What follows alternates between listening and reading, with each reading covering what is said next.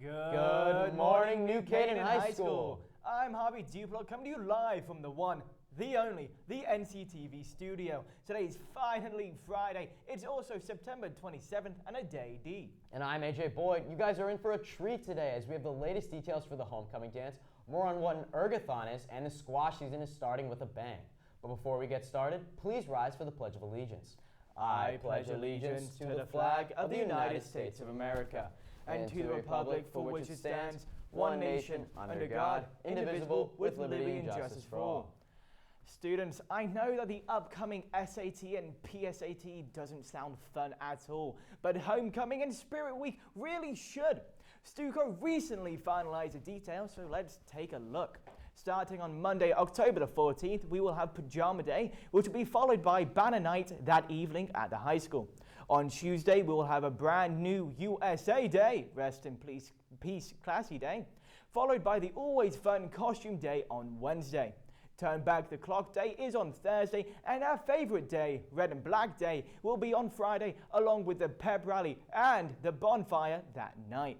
The very next day, September the 19th, is our homecoming game at 2 p.m. against the Fairfield Ward Mustangs, so make sure to go out and support the Rams.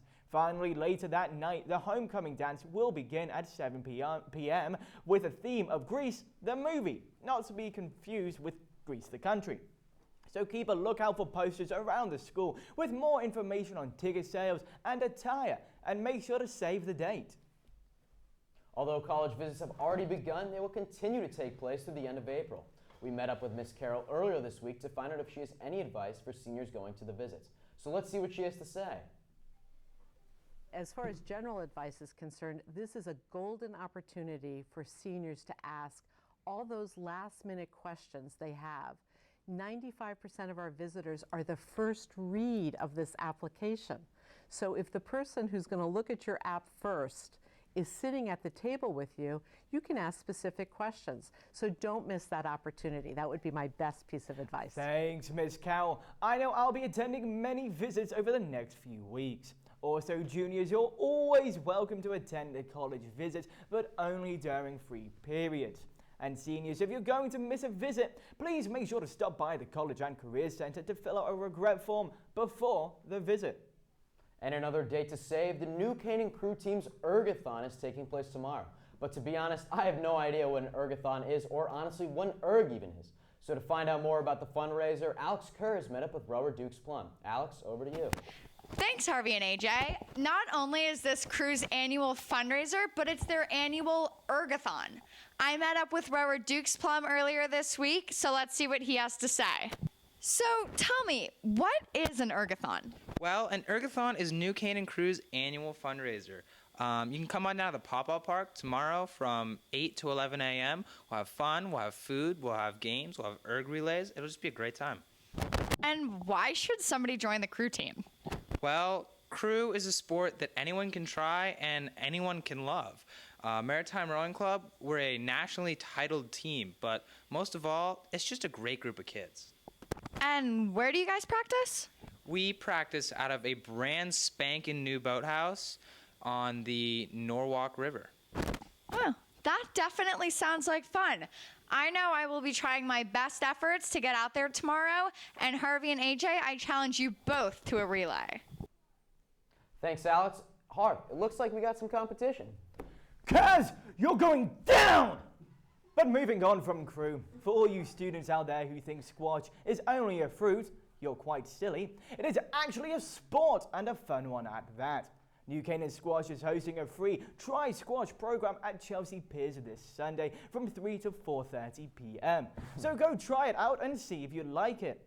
The first of the weekly captain's practices for all new and returning players will be held on a Sunday, October the 6th at Chelsea Piers. Well, that sounds like fun, Harvey. Speaking of sports teams, Ian is here with the latest. Ian, how are our Rams looking? AJ, how else am I supposed to answer that question except, as always, they look fantastic. No, seriously, our athletes haven't disappointed me yet, and I'm here to relay all the good sports news to you. I'm Ian Nicholas, and this is your Rams Sports Report.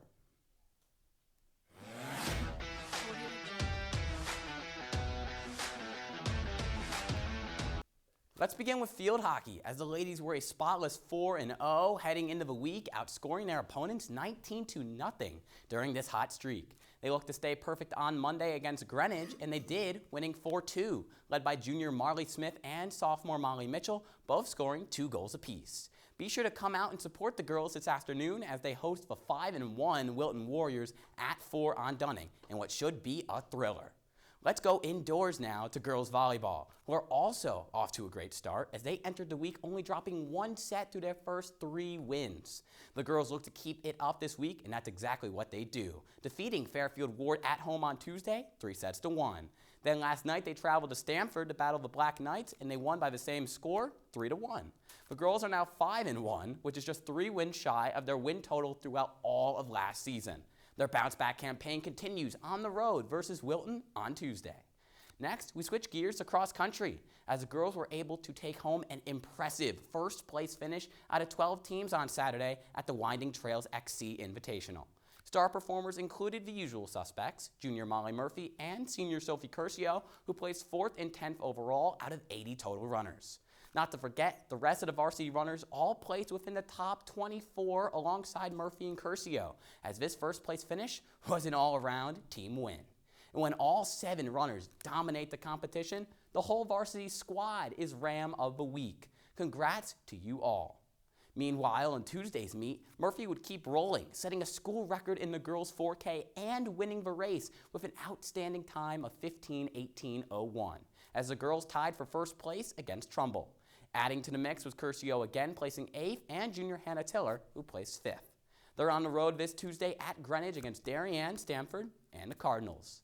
Now, we move back to the turf with our girls soccer squad, who were a perfect 4-0 and look to run that streak up to 5 on Wednesday when they hosted Stamford on Connor Field. Now, guys, you know I'm good in front of the camera, but I filmed this game, so if footage stinks, cut me a little slack. Let's roll it. Here are the ladies, and they looked hyped for the game. They have a 1-0 lead, and they look to extend it here off this Rihanna Afshar pass. It's bobbled around, but it's Emma Shue who finally gets it in. It's 2-0 now, and the girls, well, they're not going to stop. It's Kat Moroku lasering it. It's Lizzie Kaczynski. Look at that top shelf finish. It's now a 4-0 game. They keep rolling. Still in the first half, it's Courtney O'Connell finding fellow junior Izzy Miller. She gets wide open. Goalie never stood a chance. Here is Courtney O'Connell again. This time she gets the goal. Goalie again, can't get it off the dive. And now, late in the game, 6-0, it's Kendall Patton, the sophomore. Look at this dime, wide open. Emma Shue taps it in. Final score, 7-0. Girls crush the Black Knights. Now they have a big game today at Dunning tonight at 6:30. They host the undefeated Wilton Warriors. Go out, show your support. Finally, we move to some quick hits. Girls swim and dive is 3-1 after blowing St. Joe's out the water last Friday. They host Fairfield Ludlow this afternoon at the Y at 3. Boys XC also went to Winding Trails and placed 7th on Saturday. During Tuesday's meet, they finished 3rd out of 4 teams. And this Tuesday, they're on the road against Stamford, Darien, and Greenwich. Boys soccer is now 2-3 after a tight 3-2 win over Stamford Tuesday. They travel to Wilton tonight at 4. And the football team traveled up to Richfield last Friday in what was an absolute thriller that ended in a 17-14 loss off a last-second Tiger field goal. At 1-1, they'll travel to Stamford tomorrow at 1, so make sure to come out and support the guys. That's all I got for you this week, NCHS. Make sure to show your support for all the terrific sports teams that are battling it out this weekend. They need you. Speaking of support, I'm happy everyone now supports my guy, Daniel Jones. Harv and AJ, back to you. Thanks, Ian. Now, I've got no clue who Daniel Jones is. He's the Giants quarterback, Harv. Enlightening. Now, this past week has been absolutely boiling, and I'm British, which means I'm genuinely burning up. So to find out if this hot spell continues, and if I'll need to buy more sunscreen, let's head on over to Amelie Lenoff. Amelie, it's great to have you back. Thanks, Harvey. Starting you guys off with a beautiful photo from this morning of the sun just rising up, setting the scene for today. This week's been beautiful with high temperatures and sunny skies, and thankfully, the weekend is looking the same. Good morning, NCHS. I'm Amelie Lenoff here to give you this weekend's weather. Once again, we woke up to a chilly start with temperatures in the 50s, but don't worry because this afternoon is going to be warm and sunny, with temps rising into the mid-70s. Saturday is looking the same as today. The only difference is that it'll be slightly warmer. We'll experience temps in the low 60s that will rise into the high 70s as the day continues. perfect weather to get outside and head over to the Ergathon. Following the pattern, Sunday morning will bring temperatures in the 50s, but will start to heat up while heading into the afternoon with a high in the 70s. However, both Saturday and Sunday might have a few clouds in the sky, so make sure to dress accordingly. Monday is looking to be the only outlier in our week of beautiful weather. Starting off in the mid-50s, temperatures are expected to rise only to the high 60s. So maybe it's time to break out your warmer fall clothes. Other than that, next week is looking to continue the warm weather trend, with temperatures ranging from the low to high 70s, and a mix of clear and cloudy skies as well. Harvey, AJ, it looks like we've got another great week ahead of us. Have a great one on CHS. Emily, I can't afford that much sunscreen. Quit complaining, Harv. Anyways, I'll definitely try to enjoy the last few days of warm weather. That's all we have for you guys today, but before we go, we would like to wish a very happy birthday to Cameron Bassah, Jordan Lee, Carney McKiernan, and Michael Remington. I hope you all have a great birthday weekend. This has been AJ Boyd. And I'm Harvey Dublock. If you have any announcements that you want aired next week, please email us at nctv78@gmail.com. And don't forget, my apologies, to follow us on Twitter at nctv78 a week before the next broadcast. Now, we do have Monday off due to the Jewish New Year Rosh Hashanah, so to all of you who celebrate, we wish you an amazing holiday. Everyone else have a wonderful 3-day weekend, and we'll see you next week.